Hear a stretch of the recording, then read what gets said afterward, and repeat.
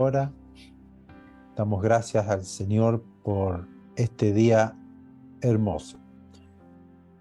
¿Salgo bien? ¿Estamos todo ok? ¿Estamos listos para tomar nota, prestar atención y abrir el corazón? La verdad que ya estamos en la parte número 6. Cómo ha pasado el tiempo tan rápido. Eh, yo creo que vamos a tener que poner un freno a todo esto, porque si seguimos así ya estamos festejando fin de año. Pero esto es parte también de lo que Dios ha profetizado para el último tiempo. Hay estudios escatológicos, gente erudita en el tema, que estudia, que analizan las profecías, porque tenemos profecías de la primera venida de Cristo y también tenemos profecías de la segunda venida de Cristo. Y hay más profecías de la segunda venida de Cristo que de la primera. Y a veces no le prestamos mucha atención.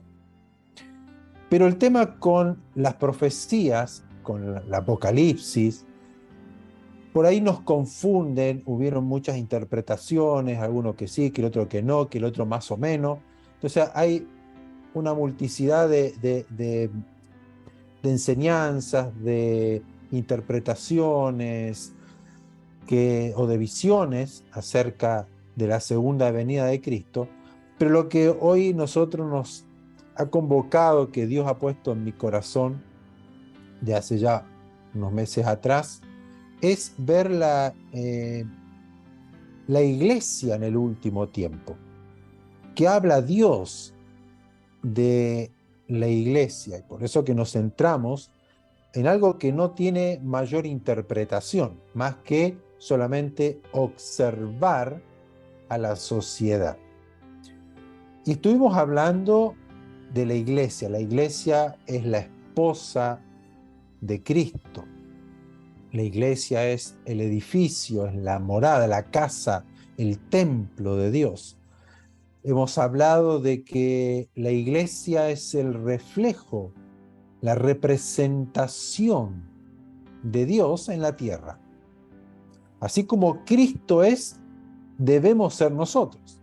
Por lo tanto, la iglesia debe ser seguidora de Cristo, imitadora de Cristo, revestirnos de Cristo, las vestiduras de Cristo. Porque hablamos de un poco el paralelismo, creo que lo dije bien, no sé, entre las vestiduras y lo que refleja la iglesia. Nosotros salimos vestidos a la calle, no salimos desnudos. Si salimos desnudos, nos habla de nuestra vergüenza. Salimos, por eso que Cristo murió en vergüenza. La vergüenza que nos correspondía a nosotros, Él la asumió y Él fue crucificado en vergüenza, y hasta el día de hoy los judíos no aceptan que Jesús sea el Mesías porque es una vergüenza para ellos. Entonces nosotros nos vestimos, y así la iglesia debe ser vestida, porque el mundo, la gente, lo que ve no es solamente nuestras palabras. Nosotros podemos predicar bonito, podemos enseñar muy bien, conocer el griego, el hebreo, la historia de la iglesia. Hemos leído los libros de los mejores teólogos, tenemos muchos estudios de teología, pero la gente ve nuestros hechos, nuestras acciones. Y eso es lo más importante y relevante en una iglesia. Somos vestidos con lino fino, que son las acciones justas de los santos. Y dice que el Señor viene a recompensar a cada uno según sea su obra. No somos salvos por obras, pero la recompensa tiene que ver con las obras. Por lo tanto, la iglesia debe marcar una diferencia en el mundo. Somos luz, somos sal. Si el mundo entra en oscuridad, el mundo entra en tinieblas, nosotros debemos entrar en mayor luz. Si el mundo vive de una forma, nosotros debemos vivir lo contrario, debemos marcar esa diferencia entre el pueblo de Dios y los que no son del pueblo de Dios. Y no se trata aquí de qué denominación uno es, aquí se trata de la iglesia, del cuerpo de Cristo, del edificio, de la luz de Dios en el mundo, que somos nosotros, los enviados, los ministros, los siervos, los hijos de Dios que manifiestan a Dios, el carácter de Dios. Somos revestidos y debemos vestirnos del nuevo hombre. Entonces llegamos al punto que leímos en 2 de Timoteo, capítulo 3, del verso 1 al 5, donde Pablo detalla las características de los hombres en los últimos de los últimos días.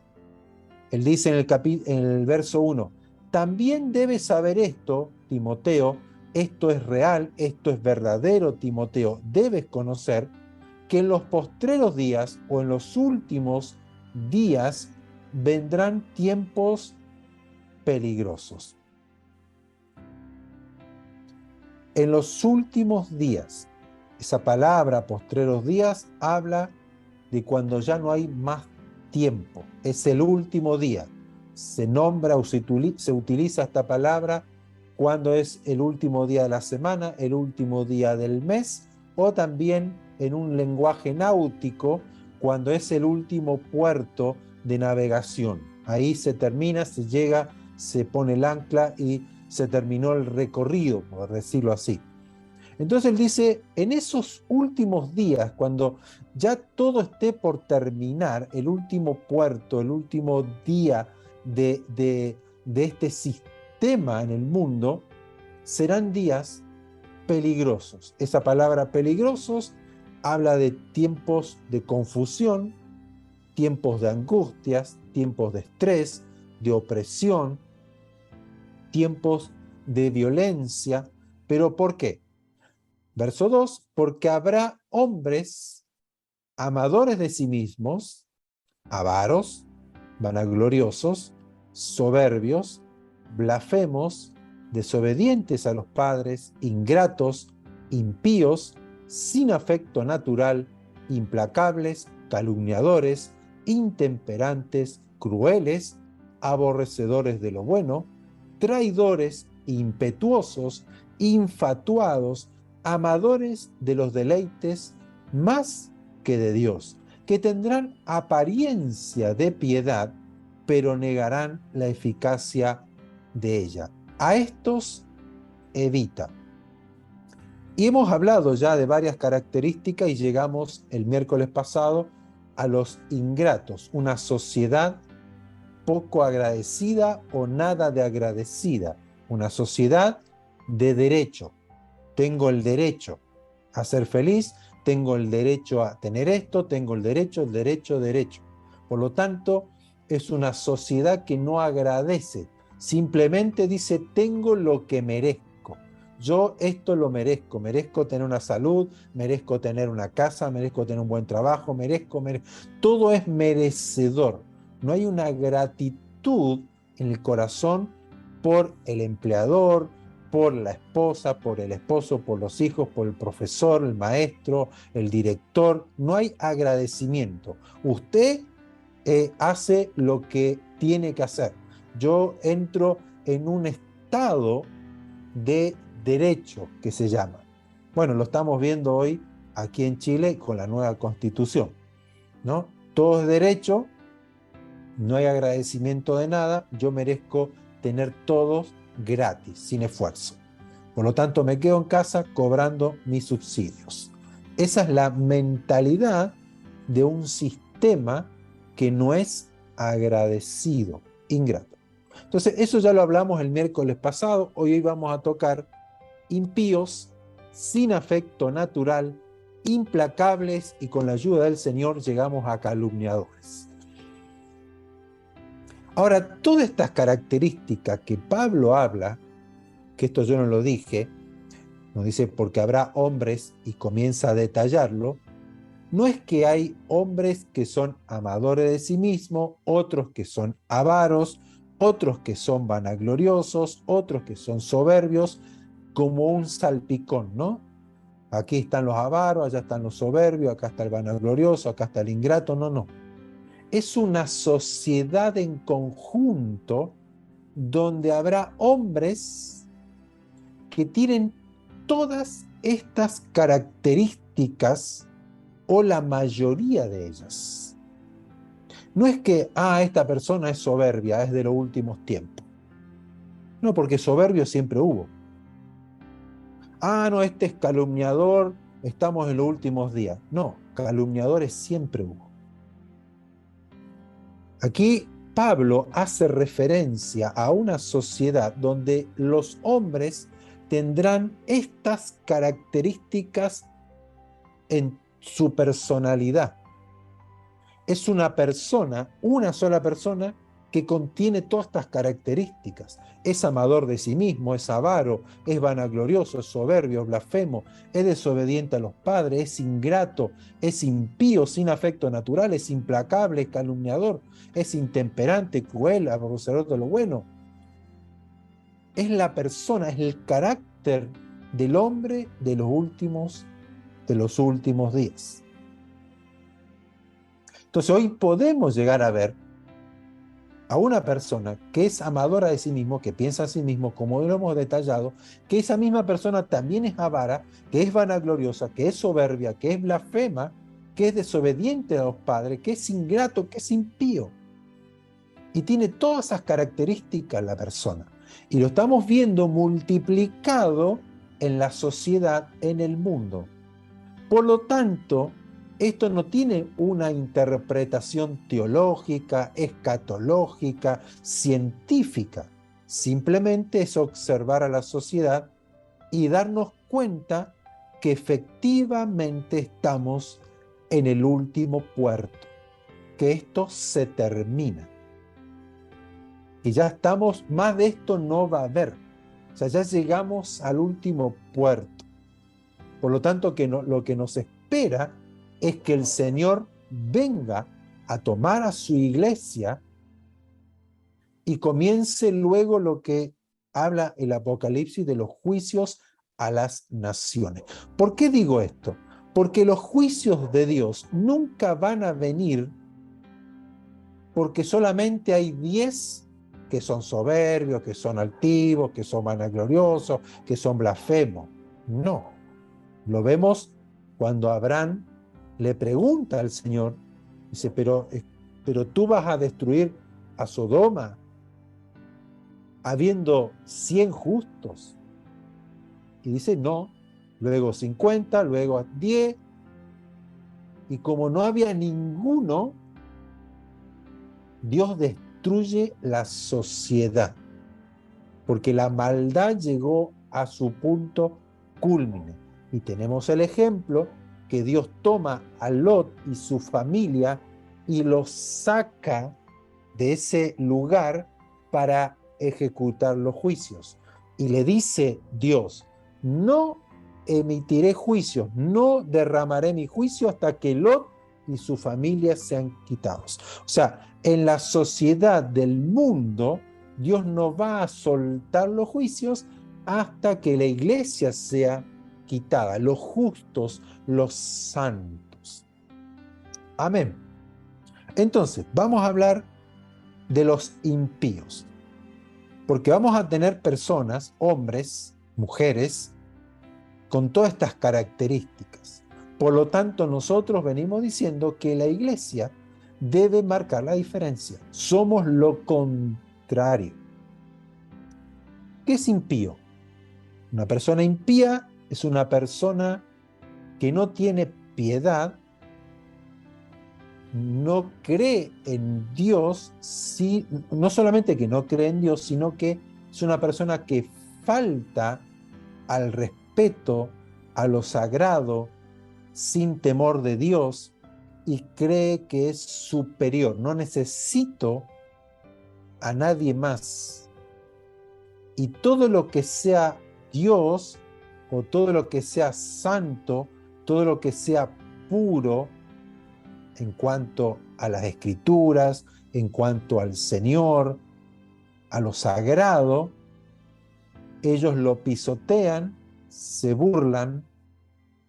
Es una sociedad que celebra lo que antes, años atrás, moralmente estaba mal.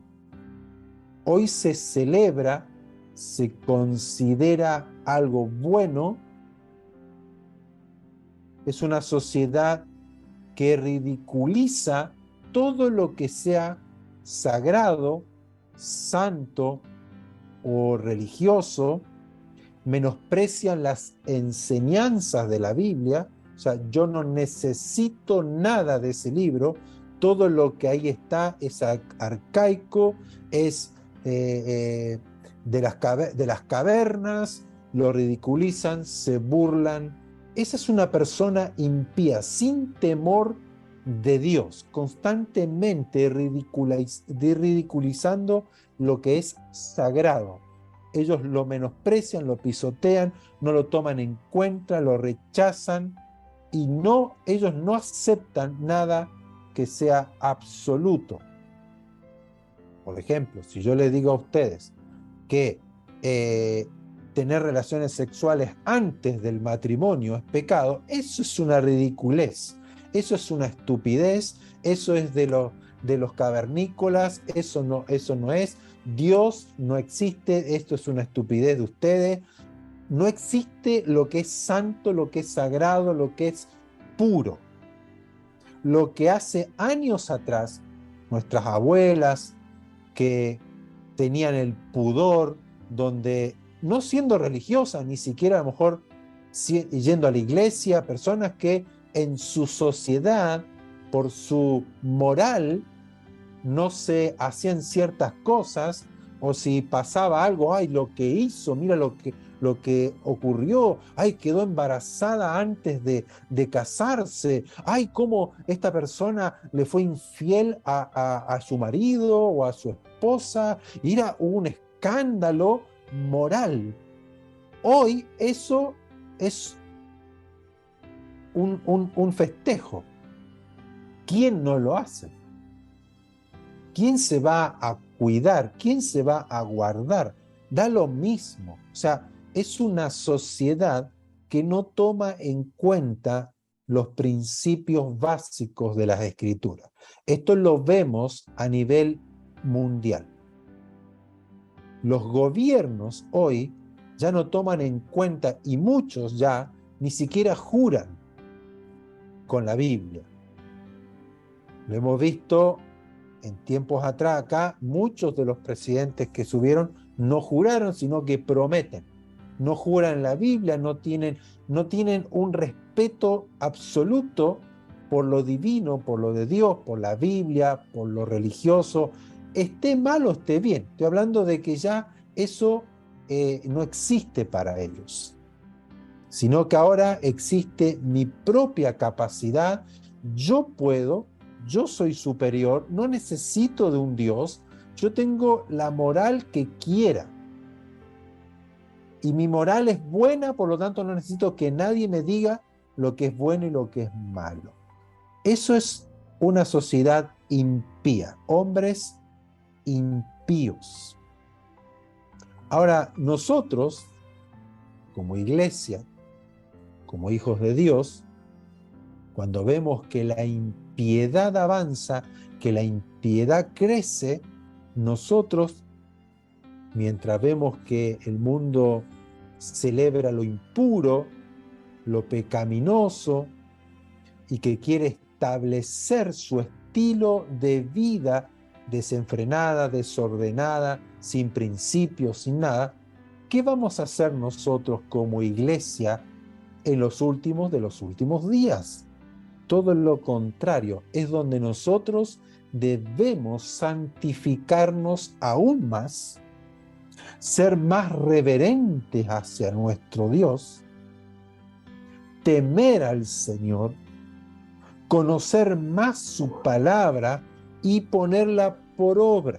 Que aquí hemos fallado por siglos. La iglesia, en la mayoría, se hizo conocedor de la palabra, luego se hizo oidor de la palabra. Nos sentamos a oír, qué lindo sermón, o qué malo fue el sermón, juzgamos la prédica y nos vamos. Y Dios lo que requiere es que seamos hacedores de la palabra. Y no somos hacedores porque lo único que hacemos es escuchar al pastor o al líder, pero no oímos a Dios. Ese fue el principal error o desvío o declinación de la iglesia de hace ya varios años a la fecha. Cometimos el error, la liviandad de tomar la palabra de Dios a Dios mismo como algo liviano. Por lo tanto, no éramos hacedor de la palabra, sino solamente oidores. Nos sentábamos a escuchar, lo escuchábamos y juzgábamos si me gustó o no me gustó. Pero yo no ponía en práctica la palabra del Señor. Por lo tanto, nosotros hoy, en este último tiempo, tiene que tomar mayor relevancia, profundizar en lo puro, en lo santo, en lo justo, en lo sagrado. Debemos manifestar el carácter de Dios y para ello tenemos que renovar nuestra mente y revestirnos del nuevo hombre. Efesios capítulo 4. Vamos a leer del 22 al 24. Capítulo 4 de Efesios, versos 22 al 24. En cuanto a la pasada manera de vivir, despójense. ¿Qué es despojarse? Es quitarse, sacarlo, tirarlo. Despójense del viejo hombre que está viciado conforme a los deseos engañosos y renuévense en el espíritu de vuestra mente y vístanse del nuevo hombre creado según Dios en la justicia y santidad de la verdad. Un hombre creado en santidad según el carácter de Dios. Cuando nosotros nos arrepentimos de nuestros pecados, venimos al Señor, creemos en su perdón, creemos que en Él hemos sido perdonados y reconciliados con Dios y lo hacemos de corazón, nacemos de nuevo, nuestro espíritu nace de nuevo, Dios pone un corazón nuevo, un espíritu nuevo que nace en santidad, pero seguimos en un cuerpo que tiene o que está viciado, como dice Pablo, conforme a los deseos engañosos, con una mente que nos engaña, una mente que piensa en lo pecaminoso porque sigue estando esa naturaleza de pecado, pero el espíritu es nuevo, un espíritu en santidad, creado este nuevo hombre en santidad y justicia de la verdad. Por eso que Pablo dice, renuévense en el espíritu de vuestra mente. ¿Y cómo la renovamos? Con la verdad de la palabra de Dios. Entonces, cuanto yo más oigo la palabra, como la palabra, siembro la palabra, cuanto más abunda la palabra de Dios en mi corazón, hace que mi mente se renueve, se conecte con la verdad de Dios. Por lo tanto, lo que antes era pecado, si yo mentía, si yo engañaba, si yo vivía una vida desordenada, la misma palabra por el Espíritu nuevo, que es sagrado, que es santo, me va limpiando, me va transformando, una transformación. Ese es el proceso que debe ocurrir. Pero cuando no ocurre este proceso, es porque yo no estoy alimentándome de la palabra, no estoy oyendo la palabra, ni la estoy poniendo en práctica. He dejado la reverencia a Dios, el temor de Dios, el temor a su palabra, lo santo, lo sagrado de Dios, para seguir mi propio camino, y yo voy a hacer la vida cristiana como a mí se me place. Y no es así, porque el espíritu que Dios ha puesto en nosotros lleva el carácter de Dios, y el cambio y la transformación debe venir de adentro y se va a manifestar hacia afuera. ¿Cómo se va a manifestar hacia afuera? Por mis palabras bonitas, porque yo voy todos los días a la iglesia, porque puedo orar 10 horas al día. No, se va a manifestar en mis acciones. ¿Cuáles van a ser mis acciones? Son las acciones de Cristo, vestidos del nuevo hombre, ropa. Volvemos a hablar de las ropas, de los vestidos.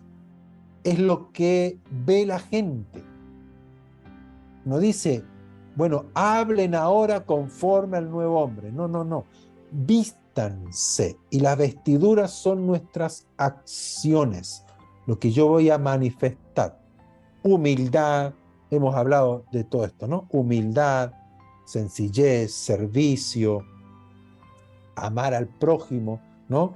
Yo amo al Señor en primer lugar, amo a mi prójimo, me doy a Él, sirvo a los demás, y luego para mí, al contrario del mundo, que es todo para mí, pienso en mí, cuál es mi recompensa, cuál es mi beneficio. No, no, no, aquí nosotros vamos a manifestar lo contrario, el nuevo hombre. Debemos vivir un estilo de vida de santidad.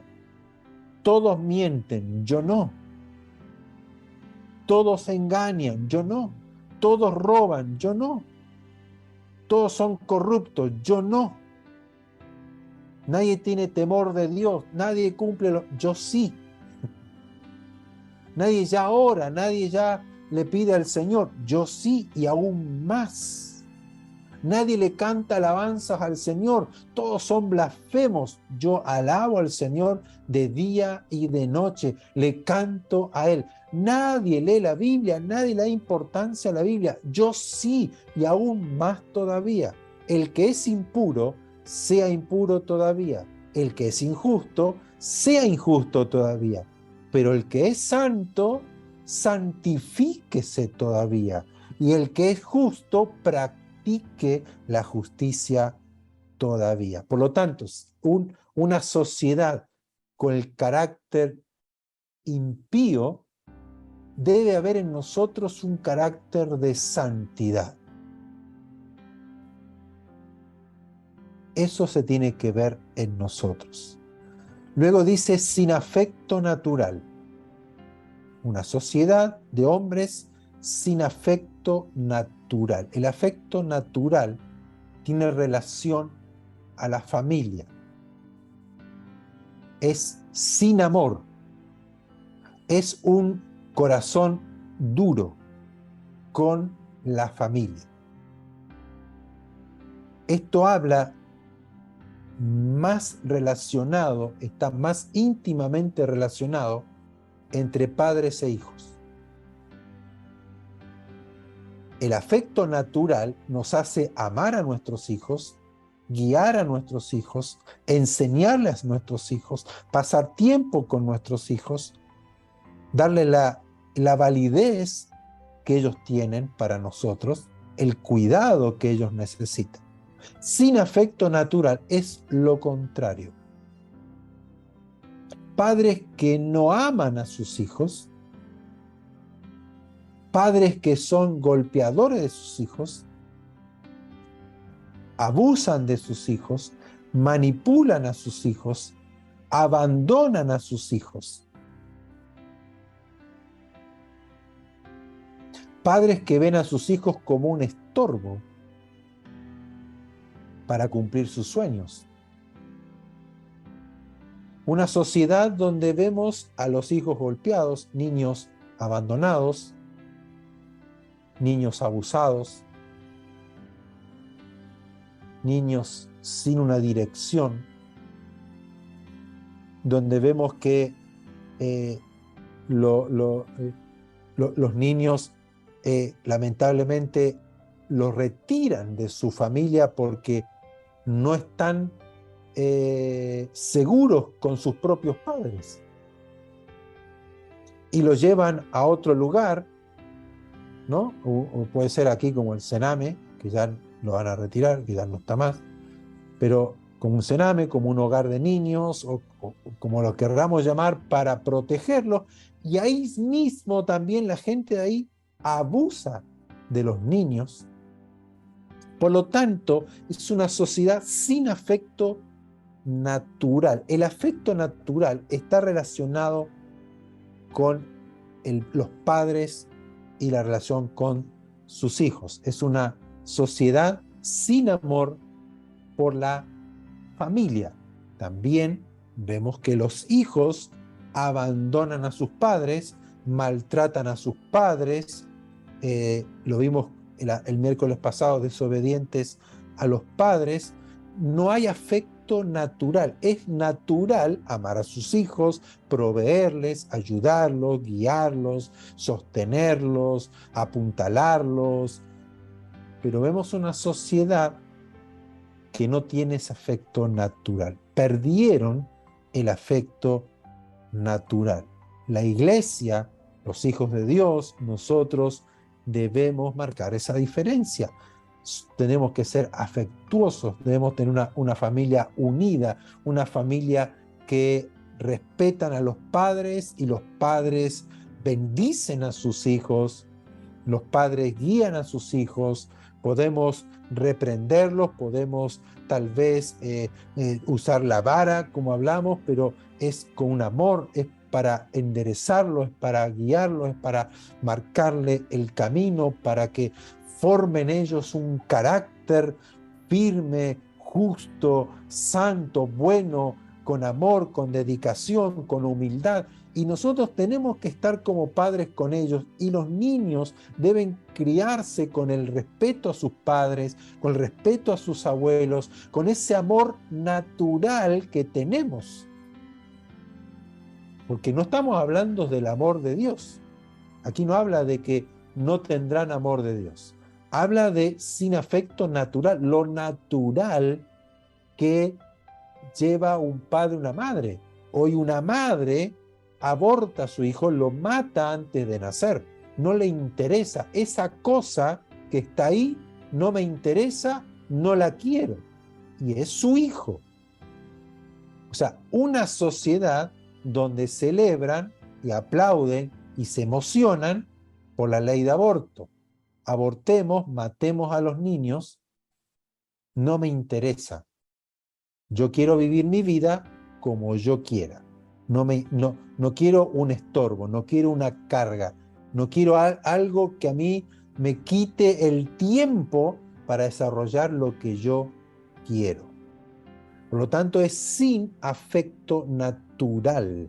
O sea, donde vemos que en el mundo animal, hasta el animal más salvaje cuida de sus crías, protege a sus crías, alimenta a sus crías, pero en la sociedad, en los hombres de los últimos días, abortan a sus crías, no alimentan a sus crías, la abandonan, la abusan, le golpean o la dejan tirada por allí. No les importa. Entonces, estamos viviendo los últimos días. Por lo tanto, tenemos que ser nosotros conscientes de esto y tenemos que dar el ejemplo a la sociedad de cómo nosotros criamos a nuestros hijos, cómo nos comportamos con ellos, cómo le damos el tiempo necesario, oportuno para escucharlos, para, si es muy niño, jugar, salir a pasear, salir a un lugar con ellos, tener un tiempo de calidad con nuestros hijos. Pero estamos viviendo una sociedad donde lo único que está buscando es separar la familia, y lo primero que Dios creó es la familia. No es la iglesia, es la familia. Adán, Eva, sus hijos. ¿Qué somos nosotros? Familia de Dios. Iglesia es un término mal utilizado en la modernidad. Somos la iglesia, pero la iglesia en lo original no habla de un edificio que me identifica. Yo soy de esa iglesia. Iglesia era comunidad, era familia. Somos la familia de Dios, por eso que nos llamamos hermanos. Somos la familia. Por lo tanto, nosotros somos el ejemplo de familia, de protegernos, de cuidarnos, de amarnos. O sea, tenemos la familia propia, padre, madre, hijos, nietos, abuelos, pero también nosotros somos la familia de Dios, que es lo que Él ha creado. Como iglesia, como hijos de Dios, como familia de Dios, debemos vivir de esa forma hacia el mundo. Las acciones a nosotros nos determinan quiénes somos en realidad, no nuestras palabras. No porque vayamos a un templo o un lugar de reunión religiosa. A nosotros nos determinan nuestras acciones. Y como pastores o como los líderes, como aquellos que están a lo mejor sirviendo en la casa del Señor o para edificar la iglesia, con mayor ímpetu, tengo que decir que somos los que más debemos dar el ejemplo. No puedo yo dejar a mis hijos por el ministerio. No, hijo, después te escucho, tengo que ir a predicar. No, es que estoy muy ocupado porque tengo tanta actividad con los líderes, con los colaboradores, que tengo que ir a visitar a los enfermos. No te puedo escuchar, no puedo atender a mi esposa, no puedo hacer nada, porque me absorbe todo el tiempo el ministerio. Y muchos viven para el ministerio. Y no debe ser así. Porque si vamos a detallar cuando Pablo habla de los requisitos para un diácono solamente: marido de una sola mujer, que sus hijos estén en sujeción, que estén con ellos, que no sean rebeldes. O sea, le da Pablo la importancia a cómo tiene su familia. No si fue a estudiar en el instituto más hermoso y más caro del mundo, no que tiene un magíster en teología, no, la familia. Tenemos que ver esto porque la sociedad está marcando el carácter del diablo, de la oscuridad, del pecado, y nosotros no podemos manchar nuestras vestiduras moviéndonos y viviendo y actuando de la misma forma.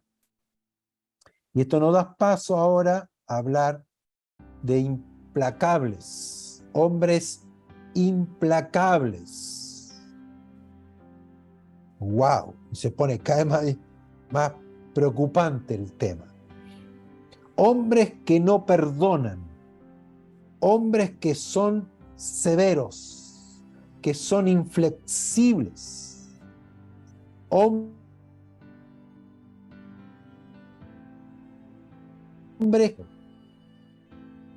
que es imposible caminar con ellos en unidad,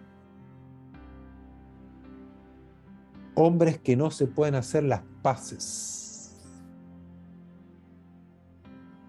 hombres que guardan rencores, son implacables.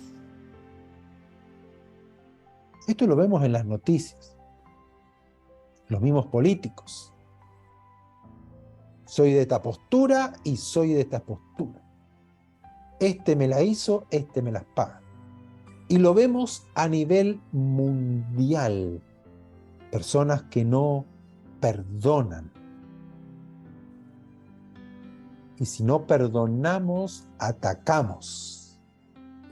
Entonces vemos violencia y generamos más violencia, más rencores, más distanciamientos. No hay una sociedad unida, es una sociedad dividida, hombres divididos porque no opinan lo mismo. Son implacables. No puedo convivir contigo, no puedo aceptarte, no puedo caminar contigo, no puedo perdonarte, no puedo establecer un acuerdo, un diálogo contigo. Nosotros como hijos de Dios, ¿cómo nos comportamos? ¿Perdonamos? ¿Soltamos el rencor y hacemos la paz con la persona que nos ofendió, o nos injurió, o nos hizo mal? ¿O todavía tenemos el rencor, me distancio, no lo perdono, no puedo perdonar lo que me hizo, no puedo aceptar, opina diferente, tiene otra doctrina, otra enseñanza, no me gusta, no voy a trabajar con esa persona, no me puedo poner de acuerdo con esa persona? Hacemos distancias y divisiones entre nosotros. De ahí creamos denominaciones, bautistas, cuadrangular, metodista pentecostal, liberales, llamémosle como quieran, a las denominaciones, y no nos juntamos. Yo no voy a perdonar lo que me hizo el pastor de la iglesia tal. Yo no voy a perdonar lo que me hizo el hermano de aquí. Yo no me voy a juntar, no me voy a reunir, no, si van ese grupo, yo no voy. Así actuamos cuando no debemos actuar así. Hemos hablado de que nosotros debemos amarnos, debemos ser uno solo, a pesar de tener tal vez diferencias de pensamientos, diferencias de interpretaciones. Obviamente, yo no voy a aceptar una falsa doctrina, pero no tiene nada que ver con la persona. Si me hizo mal, yo tengo que ser alguien que perdona, que suelto el rencor. El no perdonar me hace implacable, me hace como el mundo, que no perdona. El mundo tiene ese refrán: el que las hace, las paga. Y nosotros a veces adoptamos lo mismo. Seguramente el juicio de Dios le va a caer por lo que me hizo, y bueno, ahí está, mira lo que le pasó. Por eso anda así. No perdonamos, no soltamos, aún sin que la otra persona nos pida perdón. Tengo que tener un corazón perdonador. Soy hijo de Dios. El carácter de Dios, el Espíritu de Dios vive en mí. ¿Y quién es el Espíritu de Dios? El que me perdonó. El que se olvidó de mi pecado y lo arrojó al fondo del mar. Y no me acordaré más de sus pecados. ¿Por qué nosotros no perdonamos? Jesús lo dejó claro. Miren cuán importante es el perdón. Que Jesús nos habla de que la fe, nosotros, nos hace obtener la bendición, lo que yo ore, lo que yo pida, creyendo lo recibirás. Pero la fe no funciona si yo no perdono. Mucha gente enferma porque no perdona, no suelta el rencor. Personas que no son felices, que no disfrutan de la vida, personas que viven atadas, esclavas del rencor, se enferman, oran, despiden, lo ungen con aceite y sigue enfermo. Porque no perdona. Había un testimonio de una señora, sufría de migrañas por 15 años. 15 años sufriendo de migrañas todos los días, mañana, tarde y noche. Ningún medicamento le hacía efecto. Era constantemente despertarse con migraña, acostarse con migraña, despertarse con migraña. 15 años.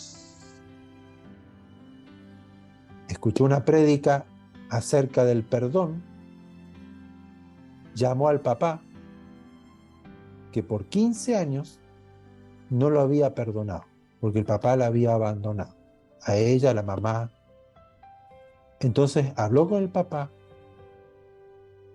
le dijo: te perdono, papá, por lo que me hiciste, no te guardo rencor y te pido perdón por haberte odiado durante estos 15 años.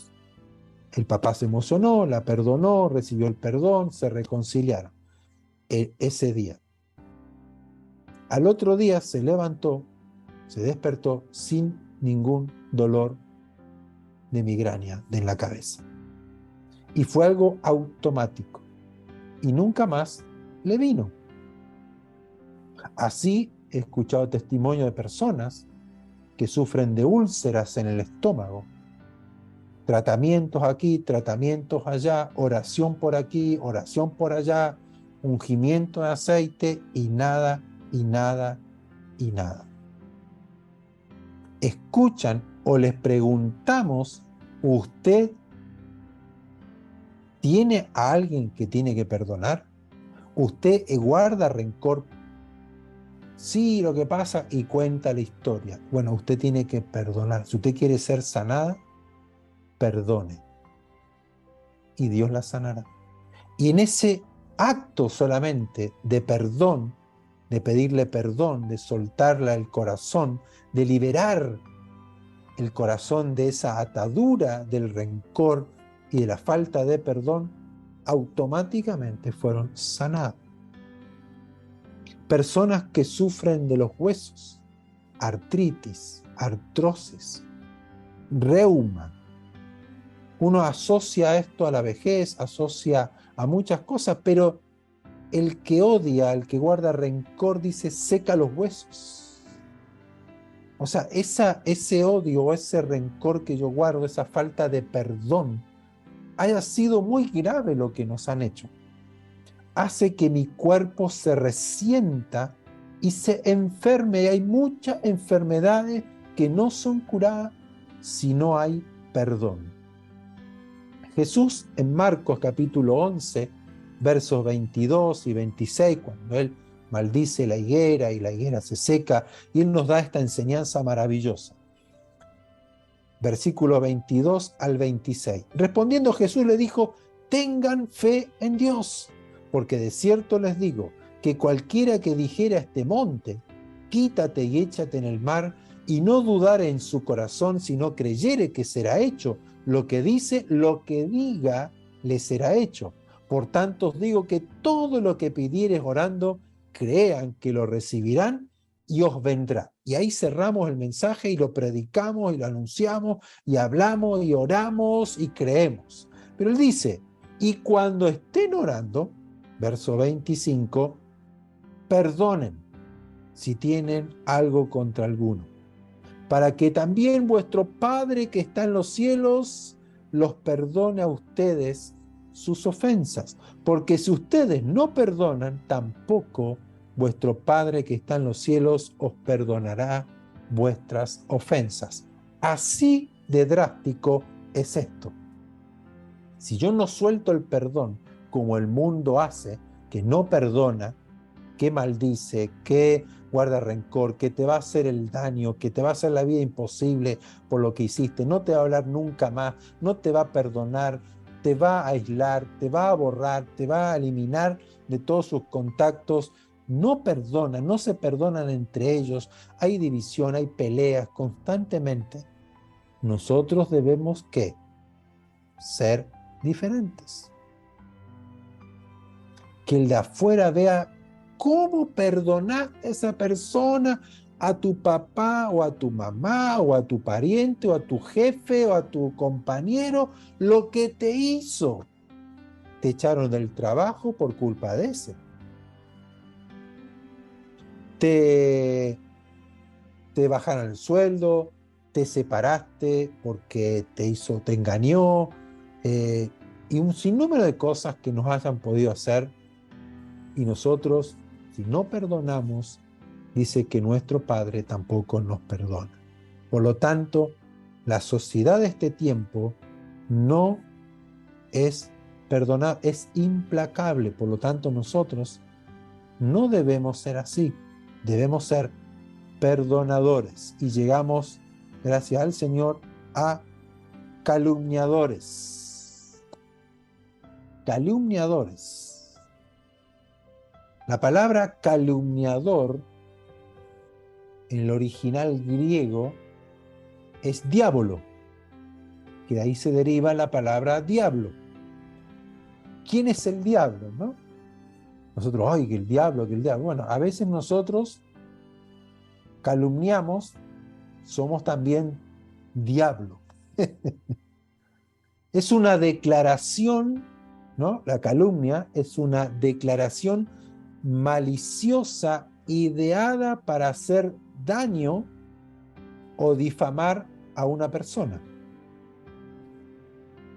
acusándolo y engañándolo. O sea, podemos acusarlo maliciosamente o engañar a la otra persona maliciosamente para que crea una mentira, que es la calumnia. O sea, habrá hombres calumniadores. Hoy vemos una sociedad calumniadora. Hoy ya no se sabe si en las noticias nos dicen la verdad o la mentira. Se calumnian uno al otro. Que el ministro dijo, que el otro ministro dijo, que el presidente, que el expresidente, que Pinochet del año no sé cuánto, que lo de Zelensky, que Putin, que, ¿no? Y nombremos a todos. En la esfera política hay una calumnia total con tal de obtener ventaja. Calumniadores, gente que lo va a difamar para hacerle daño, gente que va a declarar algo maliciosamente para perjudicar su estatus o sus virtudes. Usted puede tener un buen jefe, pero toda la gente se pone de acuerdo en calumniarlo y van a decir que él es malo, que él es una persona corrupta, que es una persona que trata mal a su familia, que no es esto, con tal de poder lograr quitar a ese jefe o sacarle la reputación que tiene. El diablo es el principal calumniador. Es aquel que nos acusa. Apocalipsis capítulo 12, versos 9 y 10 nos habla que él es el acusador de nosotros, el que engaña al mundo entero. Es el que estás constantemente, bueno, vamos a leerlo. Y si fue lanzado fuera el gran dragón, la serpiente antigua que se llama Diablo y Satanás, el cual engaña al mundo entero. Fue arrojado a la tierra y sus ángeles fueron arrojados con él. Entonces oí una gran voz en el cielo que decía: ahora ha venido la salvación, el poder y el reino de nuestro Dios y la autoridad de su Cristo, porque ha sido lanzado fuera el acusador de nuestros hermanos, el que los acusaba, que los calumniaba delante de nuestro Dios día y noche. De ahí viene la palabra diablo, calumniador, que calumnia. Cuando calumniamos estamos obrando influenciados por el diablo. Estamos imitándolo a él, porque él es así, en su esencia. Jesús dijo, él es padre de mentira. Entonces una calumnia es una declaración no verdadera de alguien para difamar su persona. Y hoy se utiliza mucho la calumnia en la televisión, en las empresas, en los colegios, con tal de quitar a una persona, con tal de yo subir, con tal de obtener mi beneficio, con tal de hacerlo quedar mal a esta persona, yo lo calumnio. Declaro algo maliciosamente para perjudicar a esa persona. Hoy tenemos muchas denuncias de abusos que no sabemos si es verdad o mentira, porque tal vez yo lo voy a calumniar por lo que me hizo a mí, por el daño que me causó, yo lo voy a calumniar y le voy a hacer la vida imposible y va a perder todo lo que tiene. Porque una calumnia, ¿cómo usted puede defenderse? ¿Cómo puede demostrar lo contrario cuando le hacen una calumnia que es abstracta? Él abusó de mí. ¿Cómo comprueba la justicia que yo abusé de esa persona? Por el testimonio, por palabras. Y yo me puedo poner de acuerdo con las personas para difamarla y calumniar. Jesús fue calumniado una y otra vez, a tal punto que lo llevaron a la cruz por calumnia. O sea, por hacerle creer, por declarar maliciosamente cosas acerca de Jesús que no eran ciertas y que ponían en duda o en peligro tanto al Imperio Romano como a la casta religiosa de aquel entonces.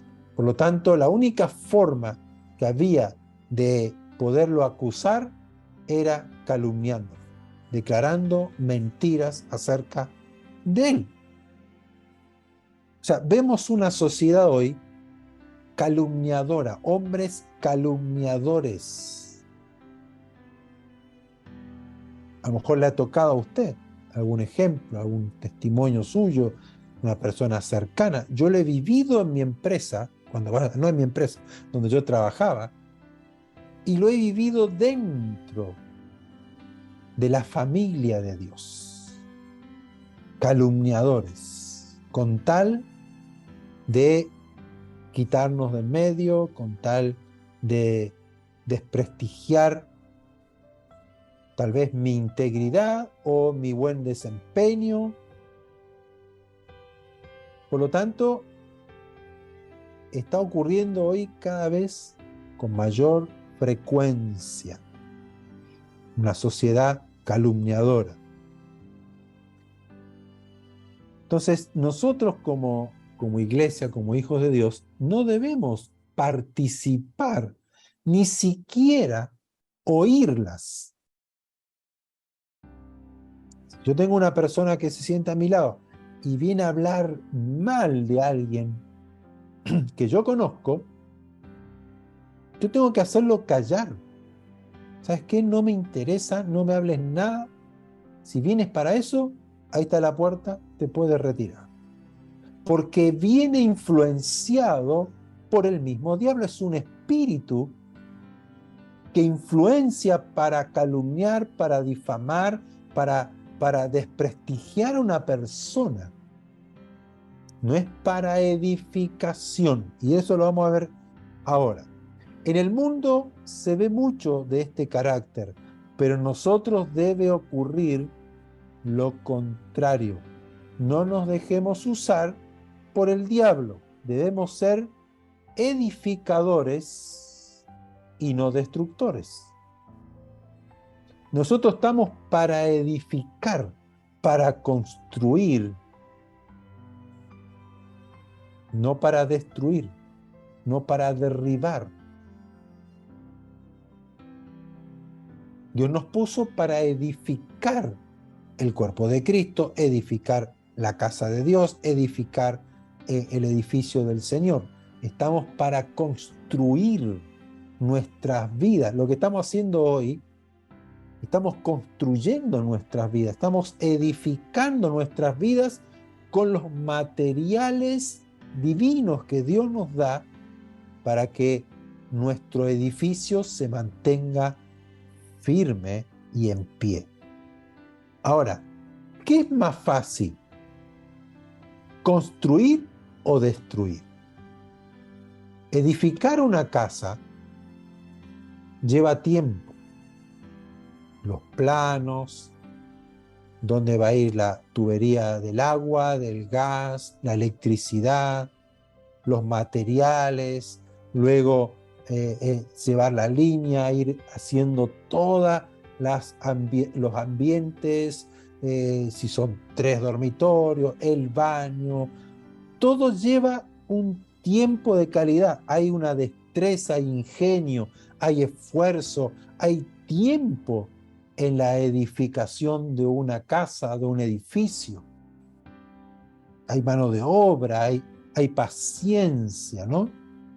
Hay que saber, hay que conocer dónde va cada pieza, cómo se pone, cómo se tiene que establecer. Pero para destruir o para derribar esa casa,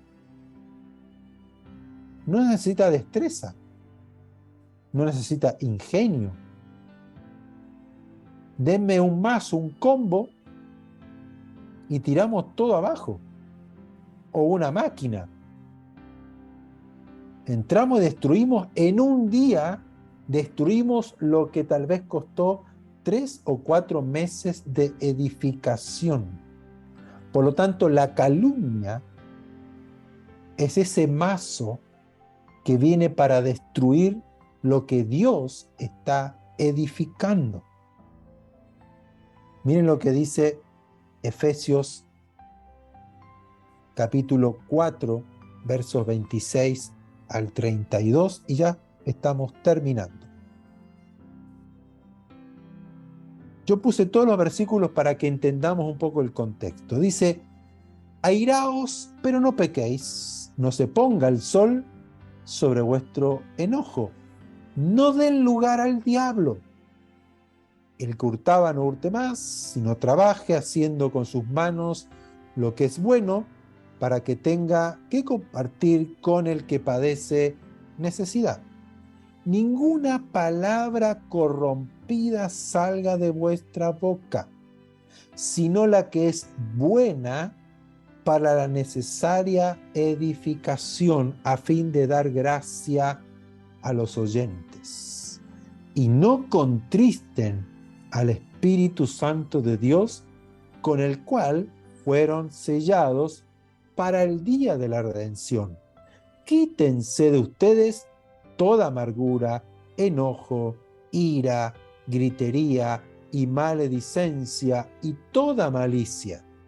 Antes sean benignos unos con otros, misericordiosos, perdonándose unos a otros, como Dios también nos perdonó a nosotros en Cristo. Como para cerrar este capítulo, ¿no? Lo contrario, mostremos, manifestemos el carácter de Dios, la esencia de Dios. Dios nos ha dado de su naturaleza por medio de su palabra, de sus promesas. Por lo somos partícipes de Él. Por lo tanto, no le demos lugar al diablo. Que nuestras palabras sean para edificación. Que nuestras palabras sean aquellas que van a bendecir. Que no salgan palabras corrompidas, no salgan palabras de maldición, de difamación, de calumnia, de malicia, sino la que sea buena para la necesaria edificación y que le da gracia al oyente, que le gusta, que lo satisface lo que yo hablo, lo que yo cuento, lo que yo comparto. Y no salga de nuestras palabras amargura, enojo, gritería, ira, maledicencia y toda malicia. Seamos benignos. La iglesia debe marcar una diferencia. No participemos en las calumnias, ni demos lugar al diablo. Esta es la esencia del carácter de estos últimos días, pero no la iglesia, no nosotros. Seamos benignos los unos con los otros, misericordiosos y perdonándonos los unos a los otros, como Dios nos perdonó a nosotros en Cristo Jesús. Vamos a orar. Si no ha perdonado, perdone. Si ha tenido un carácter implacable, fuerte, inflexible, severo, hoy es el momento de perdonar. Si queremos ser perdonados, si queremos ser sanados, si queremos recibir el gozo del Señor, si queremos vivir en libertad, perdonemos y dejemos el rencor afuera. Amemos a los que nos persiguen. Oremos, miren, en Lucas, no lo iba a leer, pero Lucas capítulo 6, verso 28. Dice, bendigan a los que los maldicen y oren por los que los calumnian. Si usted se enteró que, me están calumniando, me están difamando, están mintiendo acerca de mí, ore. No se queje ni vaya y enfrente a la persona peleando. No. Ore y bendiga. Esa es la actitud, ese es el carácter de la iglesia. Pero a veces guardamos rencor, la furia, el enojo. No. Bendigan a los que lo han maldecido y oren por los que lo han calumniado. Seamos diferentes, seamos como Cristo, seamos imitadores de Él, el cual fue calumniado, fue perseguido y Él encomendaba la causa al Señor. Y Él estaba en paz, tenía libertad, tenía gozo en su corazón.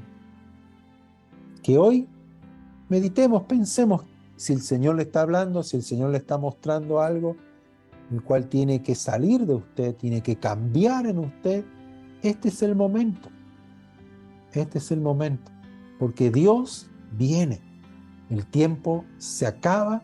Como iglesia, como hijos de Dios, como cuerpo del Señor, como el templo del Espíritu Santo, debemos ser diferentes, santos, puros, honestos, sencillos, humildes, amándonos, perdonándonos, gozándonos los unos con los otros, alegrándonos, cantando al Señor, alabando su nombre, siendo reverentes, santos y más santos, apartándonos, dando lugar al nuevo hombre, revistiéndonos del nuevo hombre, despojándonos del viejo hombre viciado con deseos engañosos, pecaminosos. No, despojémonos, liberémonos de ese viejo hombre y revistámonos de Cristo. Nuevas criaturas somos, nuevas ropas el Padre nos ha puesto. Así que vamos a orar y deje que el Espíritu Santo pueda convencer en su corazón lo que tenga que cambiar, lo que tenga que hacer, que tal vez no está haciendo de lo que hemos hablado. Padre, gracias porque estás aquí con nosotros. Gracias, Padre, por tu palabra, la que nos alumbra.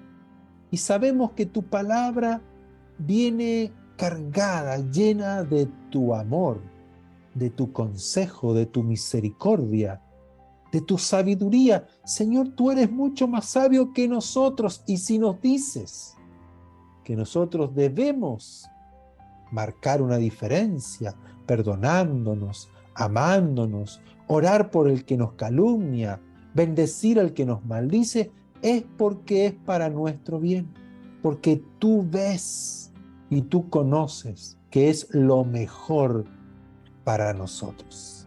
Padre, muévete en esta noche en cada uno de nuestros corazones, de los que están oyendo este mensaje, esta enseñanza, que estamos participando todos juntos, Señor, alrededor de tu palabra, siendo instruidos, motivados, siendo ministrados, alumbrados, reprendidos por tu palabra en este día. Señor, ayúdanos a ser hacedores de tu palabra y no tan solamente oidores. Ayúdanos a hacer tu palabra y que penetre a nuestro espíritu, a nuestro corazón, renovando nuestra mente para ir transformándonos en el nuevo hombre creado según Dios en santidad de la verdad. Señor, gracias por tu palabra, gracias por estar aquí con nosotros. Bendito eres tú, Señor. Y si alguien está enfermo a causa de la falta de perdón o del rencor, Señor, ayuda a poder perdonar, a soltar ese perdón y soltar el rencor en nuestro corazón y orar por esa persona para que sea sanada. Padre, a ti toda la gloria, toda la honra, toda la alabanza, Señor, porque sabemos que estamos en los últimos días, estamos viviendo el tiempo previo al rapto, al arrebatamiento, a donde tú nos tomas, nos sacas, nos quitas para emitir juicios. Señor, llega el momento de las bodas de la iglesia, Señor, donde nos uniremos para estar contigo para siempre. Señor, ayúdanos a prepararnos para este momento. Ayúdanos, Señor, ayúdanos. Y de alguna forma u otra, Señor, úsanos para traer luz y evangelizar y traer a aquellos que no te conocen hacia ti, Señor. Traerlos al redil, a tu casa, Señor.